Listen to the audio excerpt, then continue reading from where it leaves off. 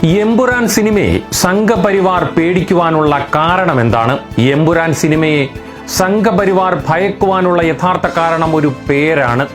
സിനിമയിൽ അഭിമന്യു സിംഗ് അവതരിപ്പിച്ച ബൽരാജ് പട്ടേൽ അഥവാ ബാബ ബജ്റംഗി എന്ന കഥാപാത്രമാണ് കാരണം. ഇന്ത്യൻ മാപ്രകൾ കാലങ്ങളായി ജനങ്ങളിൽ നിന്ന് ഒളിപ്പിച്ചു നിർത്തിയ വില്ലനെയാണ് ഈ കഥാപാത്രം അനുസ്മരിപ്പിക്കുന്നത്. ആരാണ് യഥാർത്ഥത്തിൽ ബാബ ബജ്റംഗി? സംഘപരിവാർ സംഘടനയായ ബജ്റംഗ് ദളിന്റെ ഗുജറാത്തിലെ നേതാവായ ബാബുഭായ് പട്ടേൽ എന്ന ബാബു ബജ്റംഗിയിലേക്കാണ് ഈ കഥാപാത്രം പ്രേക്ഷകരെ കൂട്ടിക്കൊണ്ടു പോകുന്നത്.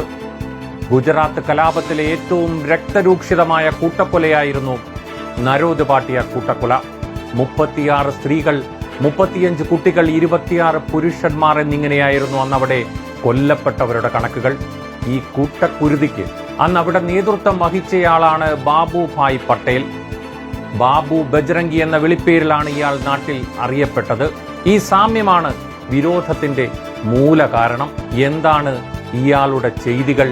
ജീവപര്യന്തം ശിക്ഷിക്കപ്പെട്ട ബാബു ബജ്റംഗി പരോളിൽ പുറത്തു വന്നു. ആ സമയത്ത് തെഹൽക്ക നടത്തിയ സ്റ്റിംഗ് ഓപ്പറേഷനിലൂടെ അയാളുടെ വെളിപ്പെടുത്തൽ അനുസരിച്ച് കൂട്ടക്കൊലയിൽ തന്റെ പങ്കിനെ കുറിച്ച് ബാബു ബജ്റംഗി അതിൽ തന്നെ പറയുന്നുണ്ട്.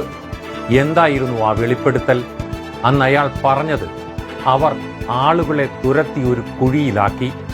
ഭയന്നു വിറച്ച് അവർ പരസ്പരം കെട്ടിപ്പിടിച്ചു നിൽക്കുകയായിരുന്നു. തലേ ദിവസം തന്നെ ശേഖരിച്ച പെട്രോളും ഡീസലും അവരുടെ മേലൊഴിച്ചു.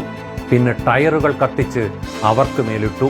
ഇതായിരുന്നു ആ വാക്കുകൾ. അവരെ കൊല്ലുമ്പോൾ എന്ത് തോന്നി എന്ന തെഹൽക്ക റിപ്പോർട്ടറിന്റെ ചോദ്യത്തിന് നൽകിയ മറുപടി ഞെട്ടിക്കുന്നതായിരുന്നു. നന്നായി ആസ്വദിച്ചു. വീട്ടിൽ വന്ന് സുഖമായി കിടന്നുറങ്ങി. പിന്നീട് നരേന്ദ്രഭായിൽ നിന്ന് സന്ദേശം ലഭിച്ചു. ജയിലിൽ നിന്ന് ഇറങ്ങാൻ ഏർപ്പാട് ചെയ്യാൻ ജഡ്ജിക്ക് അറിയിപ്പ് കൊടുത്തു. ജഡ്ജി ഫയൽ തുറന്നുപോലും നോക്കാൻ നിൽക്കാതെ ഞങ്ങൾക്ക് ജാമ്യം നൽകി. ഇന്ത്യ കണ്ട ഏറ്റവും വലിയ വംശഹത്യയുടെ ഈ പിന്നാമ്പുറ കഥകൾ സിനിമ വീണ്ടും ഓർമ്മിപ്പിച്ചതാണ്. കലാപത്തിന് അതിന് നേതൃത്വം നൽകിയവരെ ചൊടിപ്പിച്ചതും വിഷമിപ്പിച്ചതും. എന്തായാലും സംഘികൾ എതിർത്തതോടെ അവരുടെ ഭൂതകാലം പുതുതലമുറ ഇന്റർനെറ്റ് ചികഞ്ഞ് പുറത്തിട്ട് കഴിഞ്ഞു. ഇനി എഡിറ്റ് ചെയ്താലും ബാബു ബജ്റംഗിയുടെ ക്രൂരതയും അതിനൊത്താശ ചെയ്തവരുടെ ചരിത്രവും ഒരിക്കൽ കൂടി എല്ലാവരും അറിഞ്ഞു.